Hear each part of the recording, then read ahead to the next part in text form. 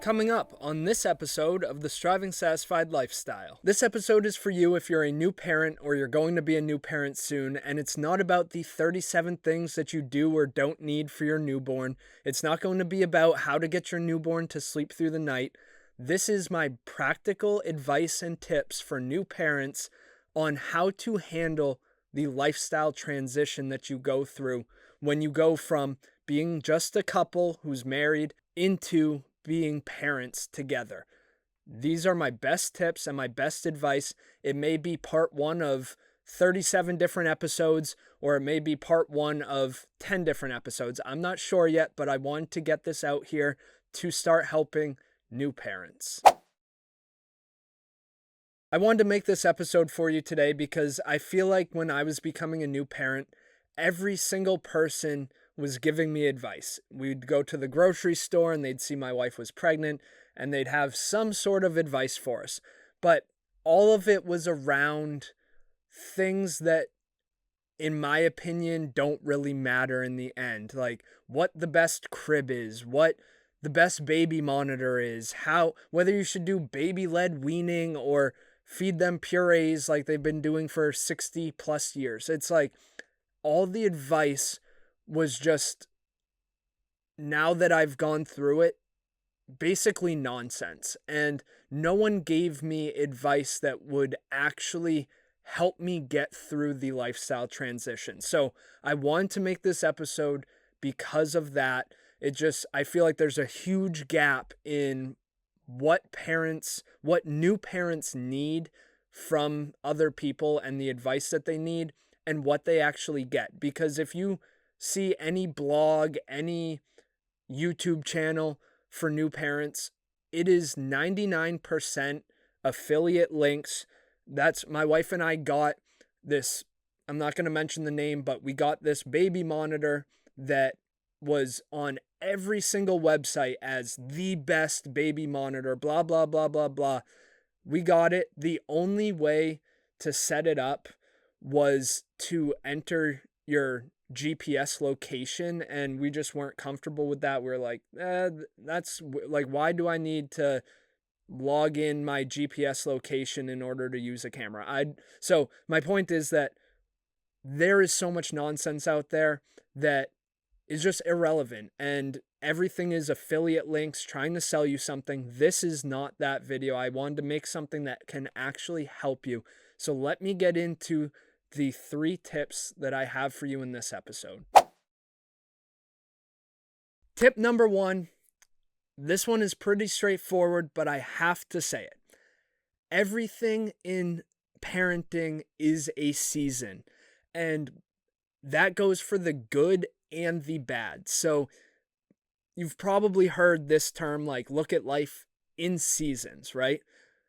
As a new parent, the seasons can be like 2 days or 2 weeks or 2 months, but I want you to have the mindset of this is a season. So an example of this is like my kid's a little older now, but we got this snuggly season where like he was just snuggly, and we were like, oh my God, he loves to cuddle now. He loves to just chill with us. And it didn't last, right? It lasted maybe 2 weeks. So that was a season, and enjoy that type of thing because it all fluctuates. It comes and goes. So as a new parent, just know that everything's a season. Even the hard things are seasons. We went through a week of trying to get our son to sleep through the night.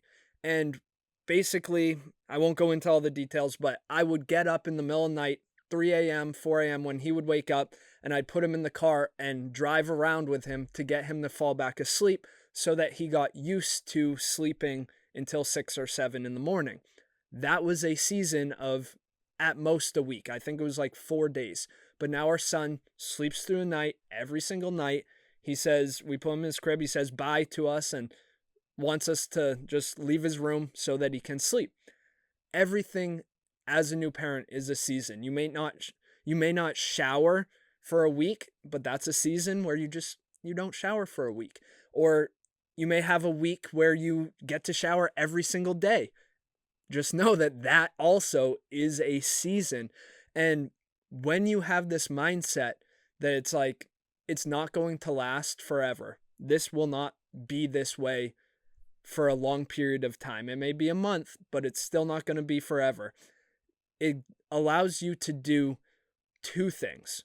Number one is get through the hard times, right? When our son doesn't want to eat this certain type of food that he loved last week, it's like, oh yeah, last week was a season of him enjoying chicken. This week is a season of him not enjoying anything that he used to eat, right? And I know I'm talking to new parents, so that's a little later on in the development of your baby, but the point is that having this mindset allows you to get through the difficult times. Sure, is it going to be fun in the moment? No. But if you just keep reminding yourself, this is a season, we can get through it. It's probably going to last a week, maybe two. We'll be okay. That's one reason for thinking in terms of seasons. The other one is, like I mentioned before, when it's good, remind yourself that this is a season, so enjoy it, right? Enjoy the good seasons, because I feel that talking to new parents and friends of mine, it's like you get caught up in how hard it can be. And then when your kid is just perfect for a week, you're still stuck in that old thing of this is so hard, and you don't enjoy it as much. So that's all I'm going to say about tip number one. It's just that remind yourself consistently that whether it's a good or a bad season, it is a season that's not going to last. So either use that to get through the hard parts or use it to enjoy the good times even more. Tip number two. This one is from personal experience, but whether it's your first doctor's appointment or your second or your third, get the recommended Tylenol or fever medicine, whatever you guys are using, whatever your doctor recommends, get the dosage for your specific child, because this basically you need to keep updated with this information, because my son wasn't sick for a while. We've been very lucky. He hasn't been sick a lot, but when he became sick, we hadn't had to give him any Tylenol. We had no clue what the dosage was. I couldn't get a hold of our doctor. They were on lunch, and then they were going to call me back, and then this and that, blah, blah, blah. So I was trying to literally call random doctor's offices that would answer and find out, like, just how much Tylenol do I give my kid? That's all I need to know. This is how much he weighs. I just weighed him. This is how much he weighs. What dosage do I need to give him? His fever keeps going up. And if I had just simply kept updated with the dosage that was specific to him at that age and weight, I would have saved myself an hour of stressing out, trying to find the answer. You look online, it's all different. It's not hard to find, but my point is just stay updated with the typical medicine dosages for your specific child, even the allergens for like Benadryl. Stay updated with the dosage that is required for your specific child from your doctor. It will save you so much time. And like I said at the beginning, these are not things that people tell you. I had no idea that it would be 3 hours before I was able to get an answer about the dosage I should give my son when he was having a fever, right? And so this is not the advice that you typically get, but that's why I wanted to make this episode specifically, but also I'll probably make additional part ones, part twos, part threes to this to just share all this knowledge, I guess you would call it, that I've gained from having a child that no one told you about, and it will just make your life this much easier if I share this stuff with you. So that's my goal, but that's tip number two. Just stay up on what dosage your child needs for both fever medication and allergen medication like Benadryl. I just wanted to jump in here and remind you to download the monthly check-in activity. You can complete it as an individual or as a couple, but either way, it will help you and your family slow down, reconnect, and start living a life that you actually enjoy.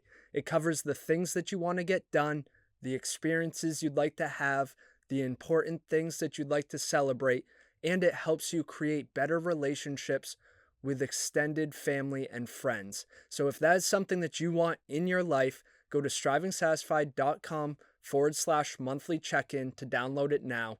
Let's get back to the episode. Tip number 3 for new parents.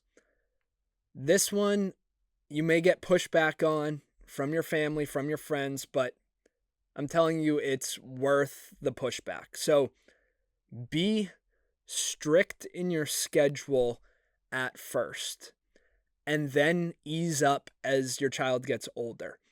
The reason for this, and the reason I wanted to share it, is because my son sleeps through the night. He takes his naps, he eats his food, he does everything that we need him to keep him alive and well. Our family, some of them, I'm not going to say everybody, but some people in our family were always like, oh, well, just come over and, he can skip a nap, he can skip blah, blah, blah, he can go to bed later, he can do this. My wife and I were so strict on his schedule at the beginning of his life that we can change his schedule. He can be up later. If we're out doing something, visiting people, we can do pretty much whatever the heck we want at this point because we were strict at first. And people will want you to not stick to your schedule. They want to see the baby. They want you to keep him up. I'll never forget somebody in our life. They actually got mad at us because they were on their way over and they ran late or something like that. And our son, we put him down for a nap, and they were mad that we didn't keep him up. We were that strict with it, but now our son sleeps well, eats well, and is healthy overall. The other point that I want to make with this is that I know kids that are just 6 months older than my son, and they're still not sleeping through the night. And I don't know the details on what their parents did or didn't do, but I know what worked for me and my family and my son. And it is have a strict schedule at first, whether that's with food, sleeping, all of it, routine, just consistency in your life at the beginning. It kind of sucks because it interrupts what you're able to do. It interrupts lots of things. But if you just stick to a strict schedule at first, you can ease up later and everything will stay consistent for that child in terms of the way they sleep, how they sleep through the night or not, rather than just willy-nilly doing whatever, keeping the kid up, letting people come over whenever they want to see them, and you disrupting their nap times and keeping them up so they can play with this person that wants to see them. In my experience, that is less beneficial. Not saying it doesn't work, but it's less beneficial than strict at first and easing up later. So that's tip number 3. I am going to throw in at least 1 or 2 bonuses. All right, so I'm going to give you 2 bonus tips or pieces of advice for new parents. Number 1 is start eating more whole foods now. I don't know what your lifestyle is like, but mine, we'd go out to eat all the time. This was before my wife was pregnant. We'd go out to eat all the time. We'd eat frozen meals. We were lazy in our food, essentially. If you start eating whole foods now and cooking whole food meals, stir fries and chicken stir fries and all of those things, whatever you eat, but make sure they're whole foods, it makes feeding your child once they're able to eat at whatever your doctor says, 4, 6 months old, somewhere around there, it makes it so much easier because for me, I don't like cooking. That's why I'd cook a frozen pizza or order a pizza instead of making a homemade pizza. And I wish I had gotten better at cooking whole food meals all through the week because I wasn't good at that. And it made it much more difficult because I had to learn not only how to introduce foods to my son, but I had to learn how to cook certain things because I had no idea how to cook them. I'd always buy the frozen version, frozen vegetables or frozen whatever. So if you can start as early as possible, even before your child's born, if you're not a new parent just yet, start eating whole foods. It will make your life so much easier when they get to be 6 months old and start eating the purees or baby-led weaning, whatever. I just felt like I had to mention that. Start eating whole foods, cooking good dinners as soon as possible. Bonus tip number 2. Let's see. I have a bunch of them written up here that I want to give out to you guys. Let's see. Bonus tip number 2. I'll go with this one. So when you become a new parent, this one's good.